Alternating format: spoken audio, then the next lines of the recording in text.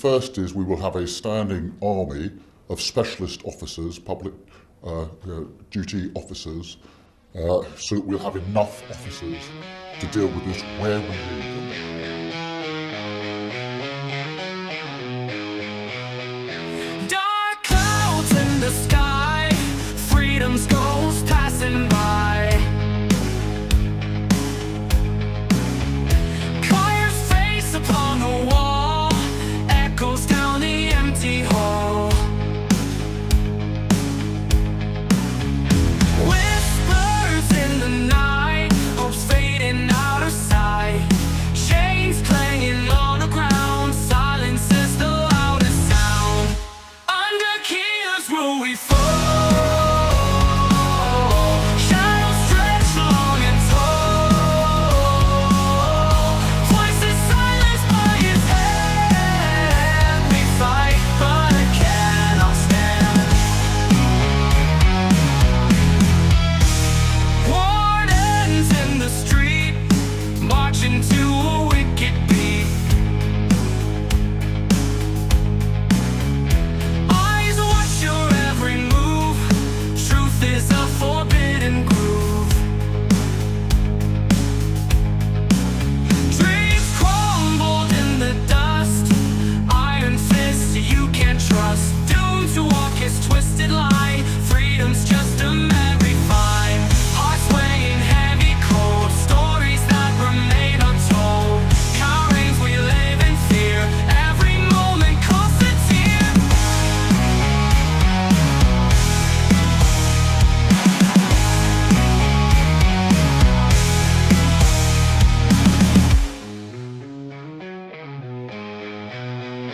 Under Keir's rule we fall.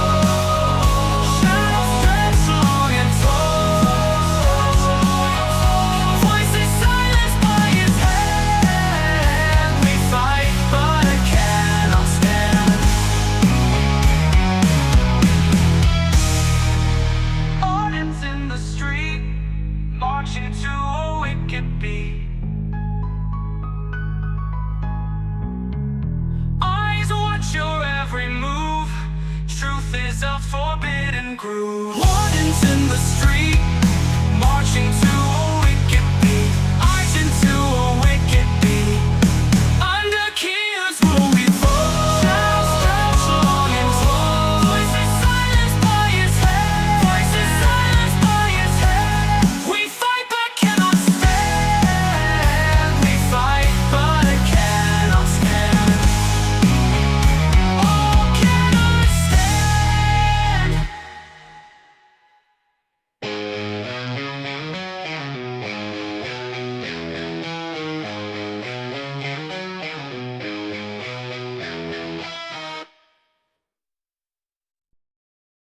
Good evening and welcome to this Sunday special. We're going to have a look at the Fabians tonight, the Fabian Society.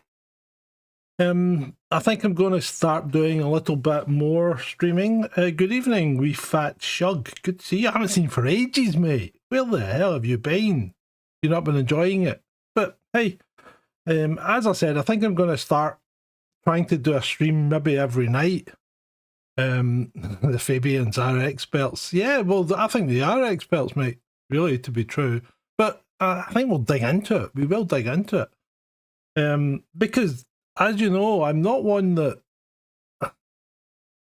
takes everything at face value. In fact, I don't take anything at face value. I like to explore it. Yo, Beats and Tapes, good to see you, mate. Good to see you. We're on both vertical and horizontal tonight, and I've done a bit of research into this. I've read some wacky stuff as well, really wacky stuff. But I tell you what, let's go back. Let's go back to the, and of course it all goes back to Scotland, doesn't it? So yeah. The guy that really kicked it off, well, he didn't kick it off, but there was a Scottish guy, I think, what was his name? Was it Thomas Davidson? And he had this new freedom movement or whatever, and he was trying to get in touch with himself, you know, and it was all about looking inward and bettering yourself, and the Fabian Society is an offshoot of that, in that the people that wanted to actually effect change in society rather than effect change in themselves formed the Fabian Society. And they decided to name it after Quintus. Let me see where. They decided to name it after. In fact, we'll come back to that.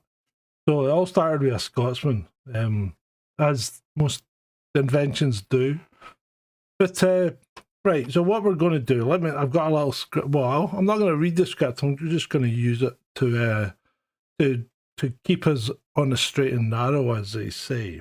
So tonight we're doing something that, and I don't know why, but I picked up on it subconsciously, because since I decided to do this round about, I think it was probably round about Saturday morning, I've seen nothing but Fabian Society stuff. Nothing but, and everybody keeps talking about it. So we'll dig into it. And you know what? Before you actually say it, and Chuck's probably halfway there already, they're running the government. Well, you're not entirely wrong there. But we'll get to that as well. So what we're going to do is we're going to treat this like a proper investigation tonight, and see if I can change things up a little. I think we've got this chat on screen. So we'll see how that goes. You can see that. So we've got chat on screen for both the, what would you call it? For both the horizontal and vertical. Bloody hell. Yeah, Keith is. Well, we'll come to the cabinet. Most of the cabinet are Fabians, I think. Oh, there goes the phone. That's unusual, because that phone's not connected to anything. That's a strange one. Right, anyway, enough of this freaking nonsense. Lucky Charms, good to see you. I don't think I've seen you before, have I? Oh no, I must have. You're a moderator. Bloody hell. You got a new name. Who is that? That's someone I know. If you're a moderator, you must be someone I know. Anyway, right. Where was I? Where the hell was I? Yeah, we're going to treat it as a proper investigation. Let's see if I can get the slides working, because they're not slides tonight. It's an image slideshow in OBS. Yes, there we go. So we're going to treat it as a proper investigation, right? We've got 140 years of evidence to wade through here. We've got conspiracy theories ranging from mild to the absolutely freaking mental. And Labour, as you know, won the last election, and guess how many Fabians are now running the country? The numbers might make your head spin. So, you want to? Oh, it's David. That's who I thought it might be, David, especially when I saw the shamrock there. Drop it in the chat, your wildest Fabian conspiracy theory. Secret communist cabal? World government? Lizard people? Let's see. You tell me. What are we working with? I'm going to try and do a bit of interaction tonight. See how it goes. Right. So back to who started it all and who they named it after. They named it after Quintus Fabius Maximus, the Cunctator. Cunctator means the delayer, I believe, in Latin. I did take Latin at school, but only for a couple of years, so I can't remember much of it. But this guy was quite famous for sitting back and watching and waiting, rather than striking with pure aggression. So he would sit back and wait, and then he would jump on them and hammer them at the end. You know, when the time was right, he would strike hard. And that's what the Fabians have modelled themselves on, that approach, you know. And we've all heard of the long march through the institutions, you know, that Marx and the Marxist ideology, get them while they're young in the colleges and things. And I think this is a communist, leftist, Marxist ideology. And the Fabians are from the left, so that's going to apply to them as much as anyone else. So we fact Shug's jumping ahead here. He says it's a satanic cabal. Oh, okay. Well, you have to believe in Satanism actually makes a difference. I mean, I know there are Satanists, but many Satanists would say that they're the good guys. But anyway, let's crack on. So yeah, he would strike hard. So yeah, when I strike hard, but he's a tortoise because he just waits and watches for everything to happen. So let's start with the elephant in the room. Labour won the 2024 election, and if you're worried about Fabian influencing the government, well, you might want to sit down. Because Prime Minister Keir Starmer, yes, Keir Starmer is of Fabian. In fact, he was, I think he's the chair of the Fabian Committee, in the Society for some time as well. I think it's quite obvious that they are well in control. And the Fabian Society, as you see here, was founded in 1884. So they've been around for a while. But how did that, what was it? What was it that really started? That's the thing. Because, they saw themselves as like the elite sitting in salons and discussing the state of the world and how they could make it better and make it more equal and things like that. So that's kind of where it came from. And we talked about Thomas Davidson, who was looking inward and trying to better himself, but the other people in the group, or some people from the group, formed the offshoot that then became the Fabian Society. So Prime Minister Keir Starmer, Fabian member, Angela Raymer, David Lammy, Cooper. I think most of the at least half the cabinet are Fabians. There's 149 MPs in the current government that are Fabian members. Every single Labour Prime Minister has been a member of the Fabian Society. Every single one. That just shows you how well entrenched into the Labour Party the Fabian Society indeed is. So there's more Fabians in government now than there are Conservative MPs in total. Over half the cabinet are Fabian members, and all the great offices of state are filled by Fabians. So, is anyone surprised by these numbers? Because, and I see this a lot. I see people saying it's a secret society. For a secret society, it's pretty fucking open. I've got to give them that. They don't hide. They don't hide unless you call hiding in plain sight hiding.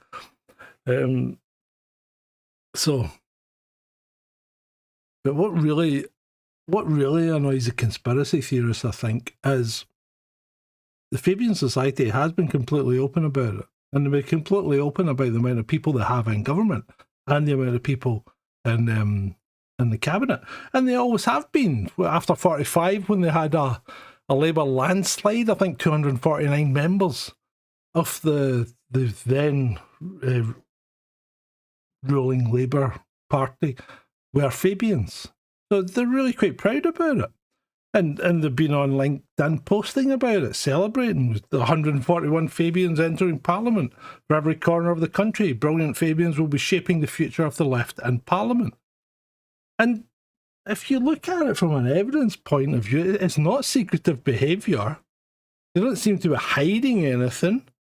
It does seem to be out there in plain sight.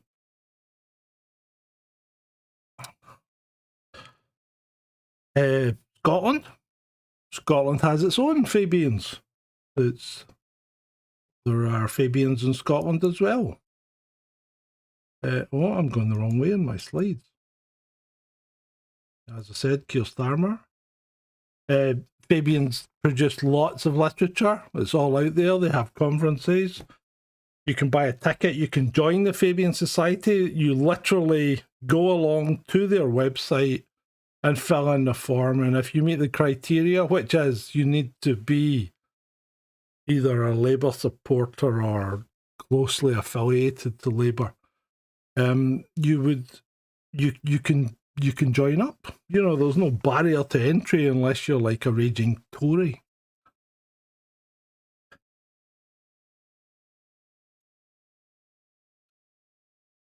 They've been doing this since the early 1800s or the late 1800s. So they've been doing it for a long time. The Fabian Society founded the Labour Party.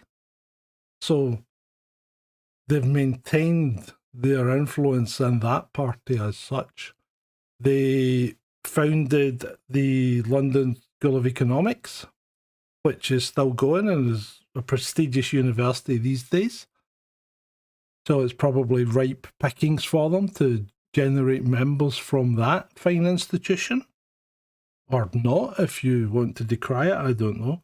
The New Statesman, the magazine, was founded by the Fabians as well.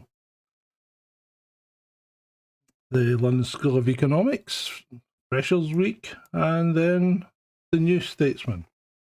That magazine's from what, the early 1900s, 1914, something like that, just after the war, just during the war.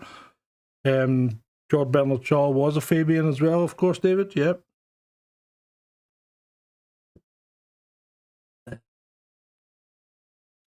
So Scottish Labour's been rebuilding, and guess what? Scottish Fabians are part of that. They've got their own branch, their own activities. They've got... what's happened there? Where's my Scottish Labour picture gone? Oh, it's disappeared. Right, anyway, enough of that didn't work terribly well because I can't see what's coming next, which is a bit of a problem for me. So I shall probably go back to my old-fashioned way of doing the slides. So let's go back.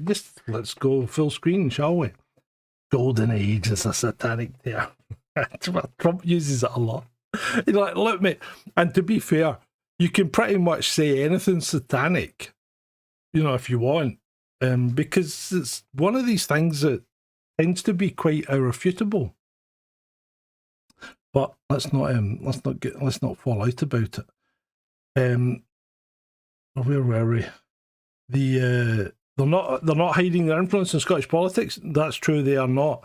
They are, and let's think about it. What is a successful political organisation? Because that seems to be what the Fabian Society actually is. You know, they don't appear to be secret puppet masters. They just seem to be really good at the boring work of producing policy, interacting with people, encouraging people, recruiting members, and getting their views across. And is that not what politics is? I mean, if I'm wrong, tell me, but is that not what political parties do? I mean, people join the Labour Party, people are joining this new advanced party right now. What is that? Because they're attracted to people who are like-minded. And the Fabian Society, which isn't a huge organisation, you know, it's 7,000 people. So it's not huge, but it's quite influential in the Labour Party, and obviously many of the MPs and indeed the Cabinet are keen and have been keen and productive members of the Fabian Society. So what is it that the Fabian Society actually wants? What's their priorities in 2025? Well, if we're to be believed, right, what these people are wanting to do is allegedly world control. Socialists are actually pushing for it in 2025. They've organised the current priorities around four main themes. First up, politics and power. They're talking about electoral reform, democratic participation and constitutional change. Then the state and society, welfare state reform, social care crisis, and public service delivery.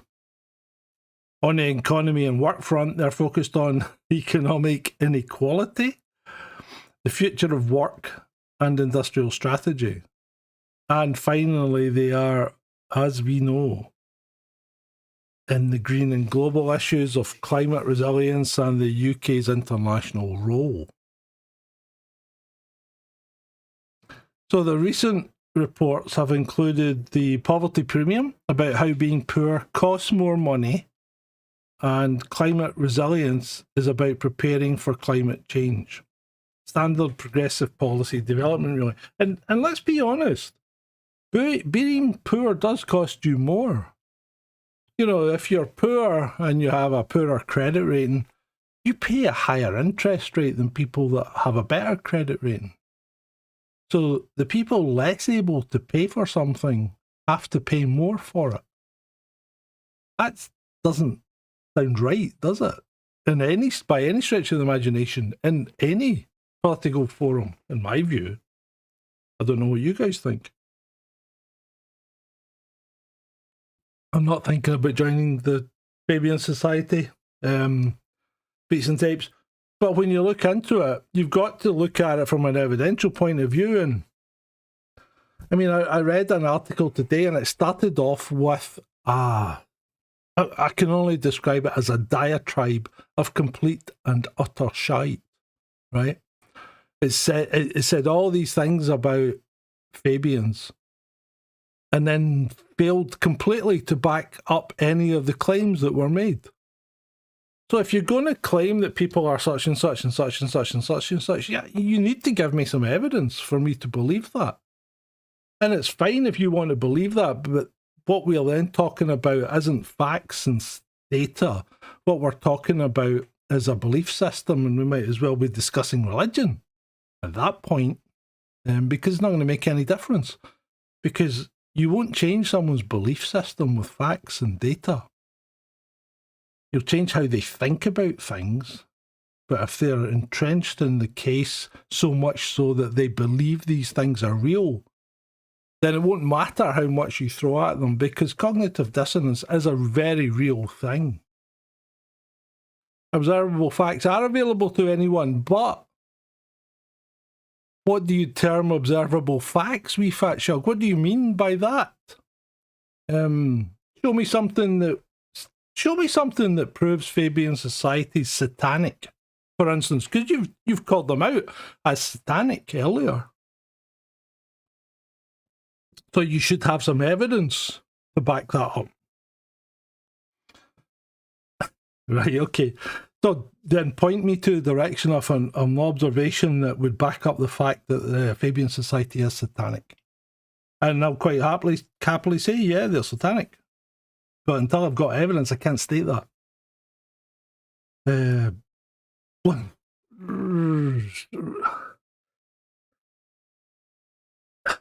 not gonna go into that at the moment. Wee fat shug.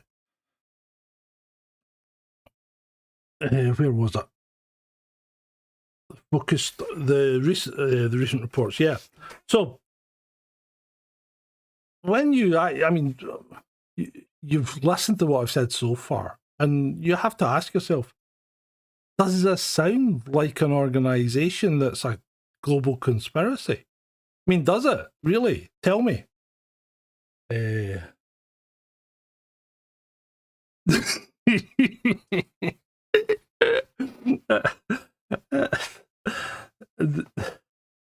Yeah, okay.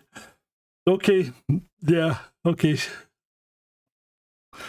I'm the one looking at what actually is available as observable facts, and I'm not finding anything, because if someone drives down the mall in a gilded carriage, that doesn't mean they're Satan, does it? Is that not just part of Britain's long and rich tradition of royalty? I don't think you're alone at all, mate. I really don't. And that's the problem. That is the problem. So, the Scottish Fabians have been particularly focused on devolution issues, independence questions, and how progressive policies work within Scotland's political framework. Not exactly shadowy world government stuff, and it's not. It's almost certainly what the SNP is looking at as well. The Greens to a degree. Scottish Labour tends to be a slightly more unionist, though. I think what they're doing is they're responding to to get the vote, you're going to need to attract people from both sides of that fence. So, as I said here, if it's world domination, it's the most boring world domination plot in history. So if the Fabians are so powerful and influential, what about the other side? What about the competition? What about the right and the centrist parties like the Liberal Democrats, for instance?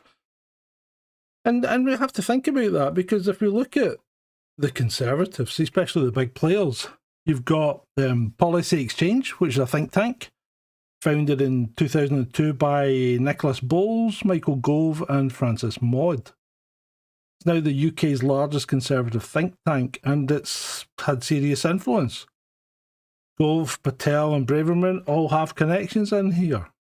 But the key difference is it's funded completely by corporate donations, not democratic membership, because the Fabian Society is composed of members who pay a fee to be members, and they all have voting rights.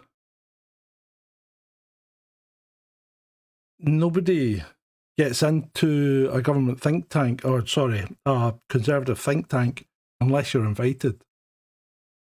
You can't go to their page and apply to be in their government think tank. You can't pay a membership fee and join up. You have to be selected and invited.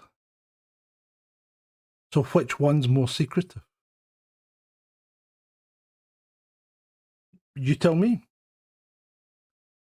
Corporatism? Then there's the Centre for Policy Study, founded in 1974 by Margaret Thatcher and Keith Joseph. This was Thatcher's intellectual powerhouse. They provided the theoretical framework for privatisation, deregulation and tax reform throughout the 1980s. Again, though, it operates as a traditional think tank. It's funded completely by corporate donations, and it doesn't have individual members paying and voting on its policies and its leadership. So these are intrinsically closed shops. They're not democratic organisations. These are fine words you're putting out, wee fat shug, but they're in that realm of things that can't be disproven, but also can't be proven, so it's a tricky area, because people that come up with things like that, you can't argue against them, because then it's almost like this grand unifying theory of conspiracy, because you get to the point where you can't refute it, because if you refute it, even with data, what happens is that gets taken in and shown to be part of the conspiracy. So not everything is a conspiracy. If you think it is, you may need help. And I don't mean that lightly. I mean, seriously, not everything is a conspiracy. And you can go too far down that route. You can go into that rabbit hole so deep that you get to the point where everything becomes a conspiracy. And you really don't want to be there. You want to be able to step back and go, well, let's look at this logically, Logically, who's to gain from this? What's going to happen? Who would benefit? It's like, and I hate to mention it, but it's things like chemtrails, right? If they are spraying the country, they're spraying themselves. Just think about it. They're spraying themselves. You want to run the country down? You want to ruin the country? Who benefits? Who really benefits? You won't get many people building your, frigates and battleships or luxury yachts if there's no country to do it. So you've got to be a bit logical about these things.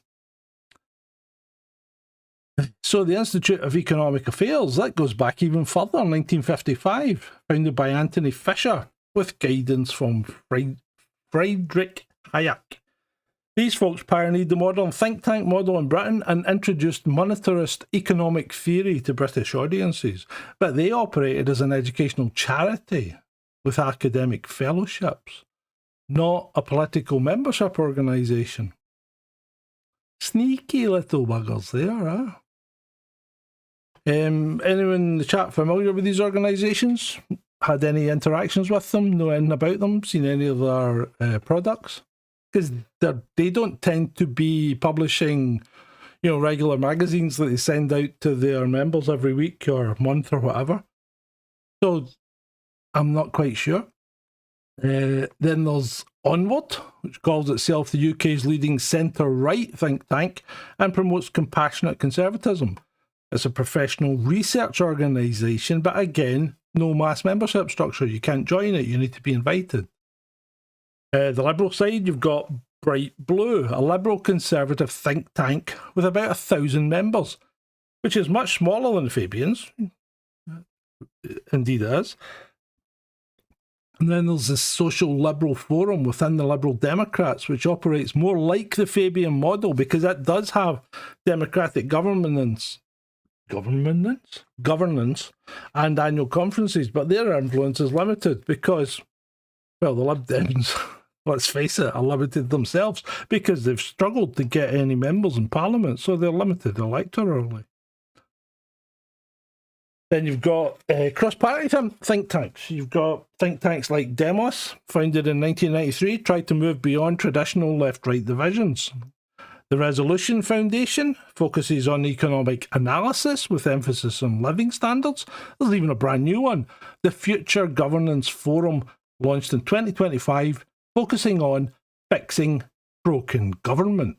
That sounds quite interesting. Now, what's really interesting from a historical perspective is the Conservatives actually did have their own mass membership organisation once, called the Primrose League. That was founded in 1883, just before the Fabian Society, and that was to honour Benjamin Disraeli. At its peak, it claimed over 2 million members. That's bigger than the Fabians have ever been or ever got. But it declined after World War I, and nothing has replaced it since. So anyone know of conservative organisations with the same kind of membership and influence as the Fabians? I mean, even when you think about it, the 1922 committee, when they elected Liz Truss by polling the membership of the Conservative Party, they didn't when they replaced her with Rishi Sunak. So none of your Conservative members got a say in him being the Prime Minister. That was all done within the committee itself, so democracy went out the window there. So the key difference... Oh, hi Jaden on the vertical chat. Sorry, I didn't see you there. Good to see you. So the key difference is none of the organisations replicate the Fabian model of a large democratic membership. 140 years of sustained influence. You can't take that away. They've been there for 140 years. Direct integration with a major political party and institutional legacy, like the London School of Economics, which is a major university, and the New Statesman magazine, which, regardless of what you think of it, is, a legacy publication that has had some renown in its days. Fabians are unique because socialist movements emphasise collective organisation and democratic participation, while conservative movements typically rely on professional expertise and private funding. And that's true. It's generally true, right? And the thing is, what I think, and this is just my opinion, which means nothing in real terms, but my opinion would be that you need a degree of cross-pollination between these two ideologies, because you can't be just right or just left, or people are going to be left behind, or people are going to be hurt. Because if you look at what's happening just now, anyone that's got any kind of business or making any kind of serious money is likely to be hurt quite substantially by Labour Party policies, which are, by extension, Fabian Society policies, because they have a big say in how the Labour Party does its policies. But is that not what a think tank does? But if we had a Tory, if we had a fully Tory right-wing party, then people would also be hurt, because a lot of people would be left to get on with their own devices. And yeah, if you're an entrepreneur type, then you're probably going to do better under a Tory capitalist government regime than you would under a socialist. But I think there's room for both, isn't there, to a degree? I think the problem is we get too tied up in either side, and we don't stand back and go, well, yeah, okay, that's a fair point, Maybe we do need to house our homeless veterans, because nobody does it. The Labour Party aren't doing it, and the Tories didn't. So who's looking out for these guys? Because there's no financial incentive for a right-wing corporate party to house homeless people. And there's no real incentive for down-and-out socialists to house people who aren't productive members of their society as they see it, because they don't vote for them. So you're fucked. If you're a homeless veteran, you're fucked. Nobody's got your back, which is disgraceful. Absolutely disgraceful. So, right, let's get into the proper conspiracy theories. Right, let's start with the reasonable stuff. There are legitimate concerns about think tank influence on democracy, elite networking and access, unelected advisors shaping policy. These are all fair questions, and they apply to all think tanks, not just the Fabians. And then we've got the historical problems that have plagued, especially the Fabians, which is such a long-running society. And they've been actually documented. The early Fabians did support eugenics, did have imperial attitudes, typical of the era. And they were predominantly elite middle-class intellectuals. Not many of them were. In fact, I doubt any of them were representative of the working man of that era. And there's someone else that really doesn't get a lot of say, the working man of the era, whatever era you tend to be in. And then we've got things like the Milner-Fabian conspiracy territory, and this is where things start to get a little bit on the extreme side. According to these theories, the Fabians orchestrated the Russian Communist Revolution, both world wars, the creation of the UN, EU, Council on Foreign Relations, that's the American one, and global banking control. The Milner-Fabian conspiracy. It's mostly guilt by association and selective quotation. If you actually dig into it, there isn't an awful lot of evidence there that would implicate the Fabians in any of these things. If you're running world events, why did people that are running world events allow things to happen that they didn't want to happen then? Because the Fabians were massively pro-EU. They didn't want Brexit. They didn't want anything like Brexit.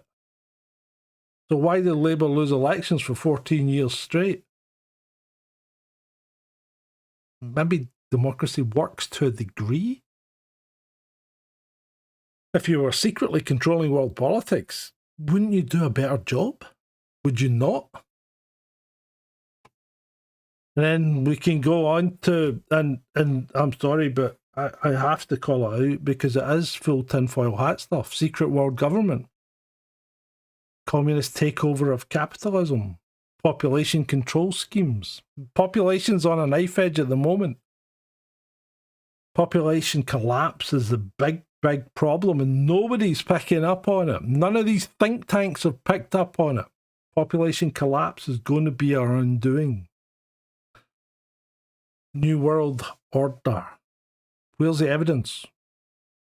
Where's the annual report and the live streamed meetings? Because that's the Fabians do that. They do annual reports, they live stream their meetings. They have open conferences. They post things on LinkedIn. It's hard for me to accept that this is a secret society that has an influential effect on world affairs. Really.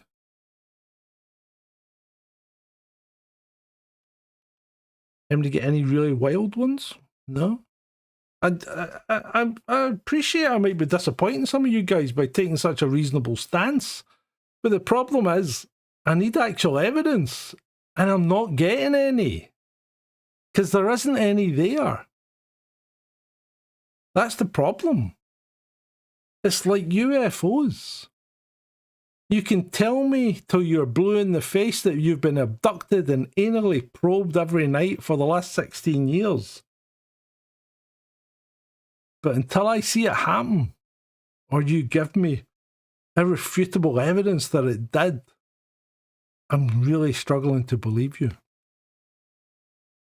And the same goes for these things, because there's no real evidence that the Fabian Society is anything other than a government. It's not even a government, it's a political think tank. That, yeah, at the moment is feeding the government, because half the government were in it or are in it. That's good organisation. That's doing a great job in the long march through the institutions. And yeah, I might not like it, but you got to give them credit for it. So this is the thing. How they've gained influence is completely mundane. There's no secret handshakes, no mysterious funding, no shadowy meetings and underground layers. Their methods are completely transparent, and frankly, they're quite boring. They've spent 140 years producing research and publications, policy papers, reports, books. They've built institutions like the London School of Economics, the New Statesman. So the LSE was founded in 1895, the New Statesman was 1913. I was wrong, I was a year out. They helped found the Labour Party in 1900. They maintained political networking where every Labour Prime Minister has been a Fabian. Everyone. They run training and development programmes through the Young Fabians and the Women's Network mentoring programmes. And they actually practice democratic participation with over 7,000 members voting on things. So, where's the secret society? Where is it?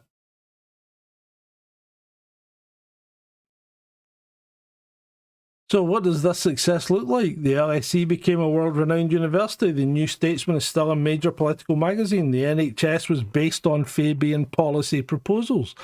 The minimum wage came from Fabian research influence. And I think the minimum wage is a fucking disaster for small business. It really is. Because you can't keep upping the wage without gouging your customers, and eventually your customers just walk away. So you get two versions. The conspiracy theory version says a secret cabal meets in shadows, pulls strings and controls world events. The boring reality version is that academics write papers, politicians read papers, and policies get implemented gradually over decades through completely normal democratic processes. What's more believable? I mean, seriously, what is more believable? It's a secret society. It says Beats. Yeah, well, it's not though, is it? I mean, if it was secret, it wouldn't even tell you it was there. mean, I've no doubt there are secret societies out there, but they keep themselves to themselves and they don't tell people. I mean, I think the Bill and Melinda Gates Foundation, I think maybe that might be a different ball game. That's not democratic. That's not, you can't go on their webpage and sign up to be a member of their board, can you? So yeah, it's tricky. And it appears to me that the Fabians have become successful because they've mastered the unglamorous work of democratic politics. Research, institution building, networking, and patient persuasion. It's not exciting, it's not secret, but it's incredibly effective. And especially over long periods of time.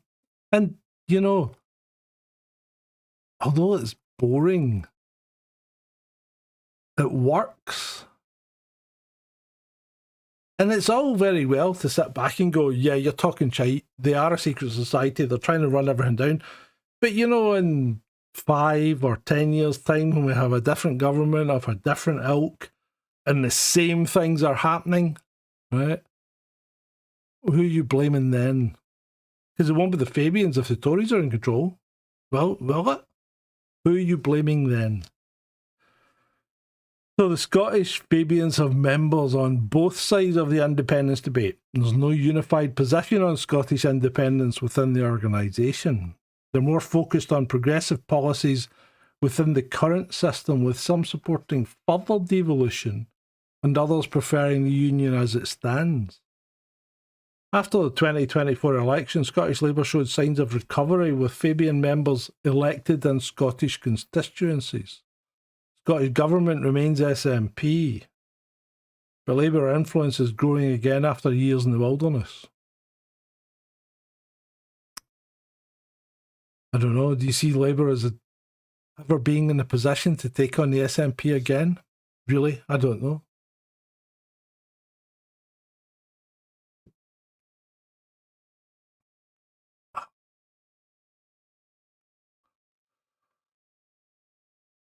It's worth noting that the SNP has never developed anything quite like the Fabian Society, a mass membership think tank with deep institutional connections. You think? I think the problem with the SNP is they have never developed anything. They seem to be a knee-jerk organisation that just responds, usually in the wrong way, to what's going on in the world or the country around them. The SNP are a lost cause, in my view. So, conclusions.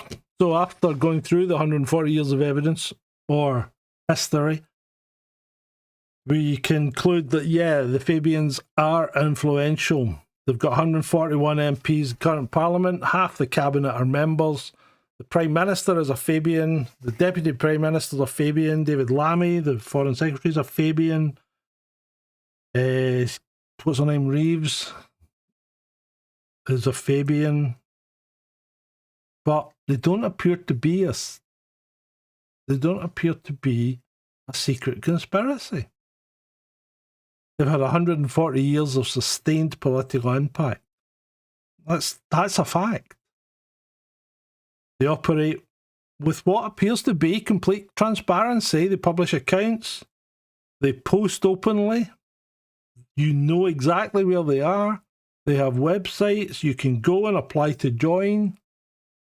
If you can't become a full member because of you don't quite fulfill the criteria, maybe something with your politics, you can still become an associate member.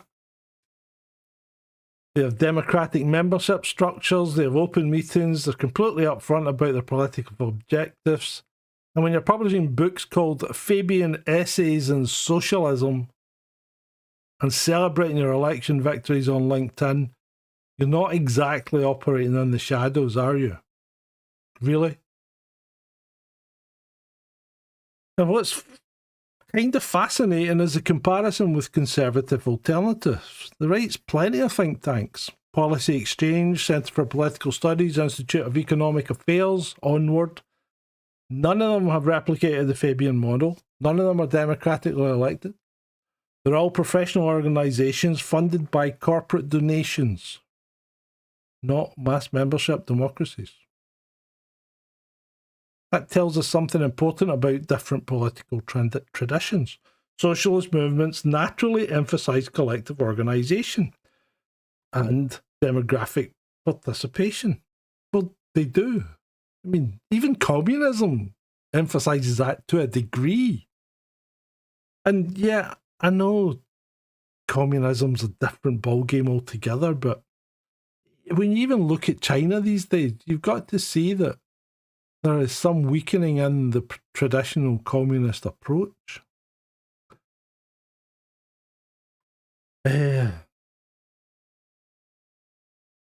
Conservative and liberal movements place greater emphasis on individual initiative and market mechanisms, leading to different organisational models that rely on professional expertise and private funding.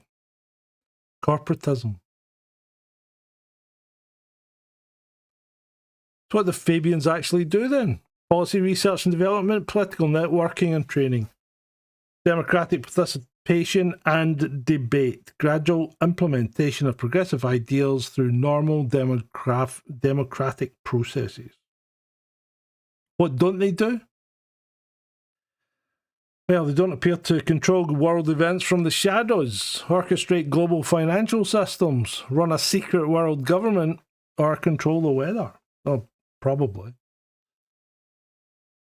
When you see political influence, ask yourself what's more likely. 140-year-old secret conspiracy controlling world events, or a really effective political organisation and networking.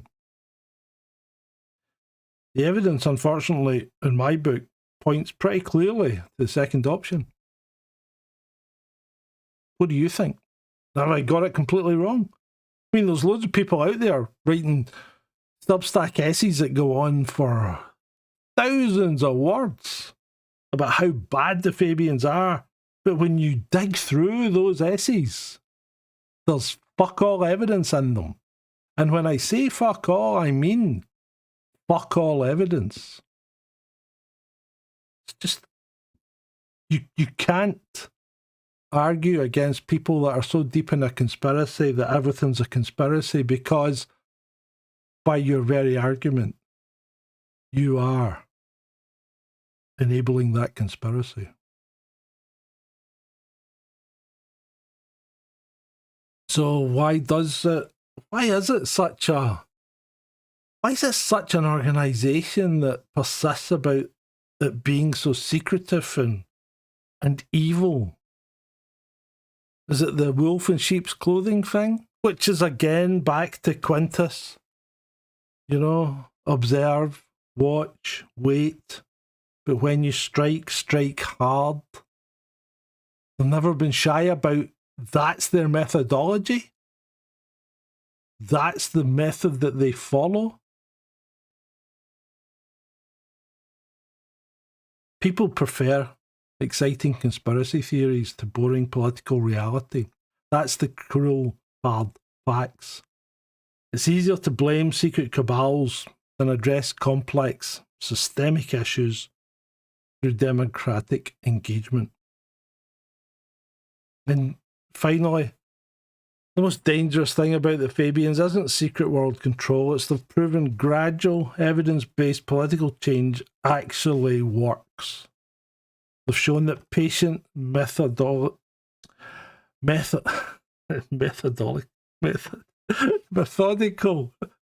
organisation can achieve major political victories over time. And that's genuinely more threatening to political opponents than any conspiracy theory, because it's a model that could be replicated by other movements if they actually put in the work. Like the guy who gets A's in your high school class, he gets them because he puts in the work. And you don't. If you want to get the A's, put in the work. If Fabian's influence worries you, then what's your solution? Vote them out. Support other parties. Encourage other parties to enable that kind of model because it's proven to work. It's not a slow journey, but it's proven to work. 140 years of boring democratic work, and it works. It gets the job done. Nothing stopping anyone else from doing it, but they won't because people want quick fixes. So, in my view, it seems to be exactly what it appears to be. A highly successful progressive political organisation that's been very good at the boring work of democratic politics for 140 years. They're influential because they're effective, not because they're secretive. And they're not secretive at all.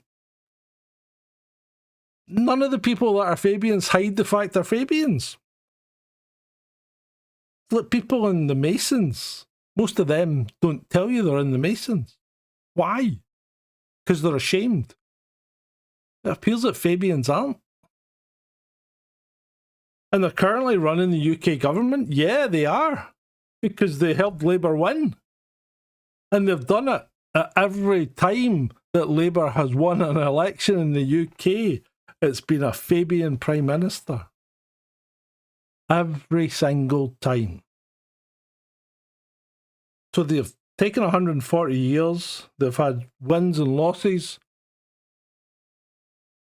and they've really not changed the world into a global cabal. I mean, I know I said it would take a while, but they've had 140 years and they've not done it. And nowhere near it. Nowhere near it. I mean, look at what's happening just now in the world. Europe's in tatters. They're fighting amongst each other. Ukraine's hitting targets in other EU nations. You know, they're fighting about sanctions. They can't stop the influx of migrants from colonial Africa. The world is not anywhere near a global government. And the world's policeman seems to have taken the day off to go and see what the hell Venezuela's up to. Because they're fed up. They're fed up trying to police Europe.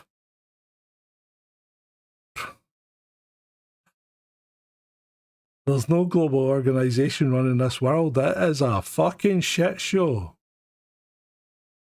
And it's a shit show of our own making. And if you think there are people organised this, then I don't think there's any hope. Because no one's benefiting here. No one's benefiting. Exactly. Exactly, soldier. Look at the results. Look at the results. Yeah, absolutely. They are. They are, soldier. But there you go. It's maybe not what you expected me to come out with. But I can only be honest. And if I can't find evidence, I can't condemn an organisation for being good at what they do. Can condemn them for not liking their policies or their ideology or thinking they're too extreme. Yeah, I can do all that. But I can't condemn them for being good at what they do because they're getting results. And I can't say the other side's doing any better. Can you? I mean, they're all fighting amongst themselves. There's no chance Labour's going to get beaten again. If we've now got, what, something like 4 different Conservative parties? I mean, it was bad enough that Reform and the Tories couldn't come to an agreement because they could have beat Labour if they'd stood down in certain constituencies, and other ones had stood up in others, they could have beaten Labour, but they wouldn't do it. So what's more important to them? Personal gain or their beliefs that their policies are right for the country? Because they share the policies, really. They share the same policies. So you have to say to yourself, their personal gain was more important to them. Or to shaft it to people that they see as slighted them when they were in the Conservative Party. So that's politics. So the right at the moment is a complete disarray. There is nothing there that's going to beat the Labour Party. I said last year when the election had finished, I said that Reform wouldn't even be in the running when it comes to the election in 5 years' time. So we'll see what happens. I might well be wrong. But they're not doing themselves any favours right now, are they? You know, if the Tory party are smart, they would have shut up, licked their wounds, and got down to business behind the scenes. You know, used their political think tanks, started generating a groundswell of opinion, started doing some real work instead of fucking about, which is what they're doing just now. And none of these people are going to do us any good. None of them. Because they don't have our needs and wishes on their agenda. They've got their own. They're just government. And what the governments do, they control the population and they feather their own nest. And you see it happening all the time, regardless of who's in power. There isn't anything ever, and never has been, such a thing as an honest politician. They're all shitbags. So, that's me. I'm done for the night. I hope you found that interesting. You guys kind of dried up in the chat. I'm not, well, we Fat Shug tended to overdo it. Hatchy, a lot of truth being spoken. Thank you, mate. I like that. So, there we go. You know, I'll call out, if something's wrong, I'll call it out. But I'm not calling out people without evidence. I just won't do it. And there's no evidence to say the Fabians are anything other than effective political tools. Hey, maybe Starmer's dad was right. Maybe he was a toolmaker.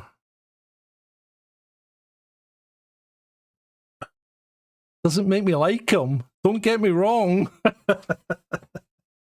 I'm not turning to the left. So, there you go. Right. And with that, it's been great for you.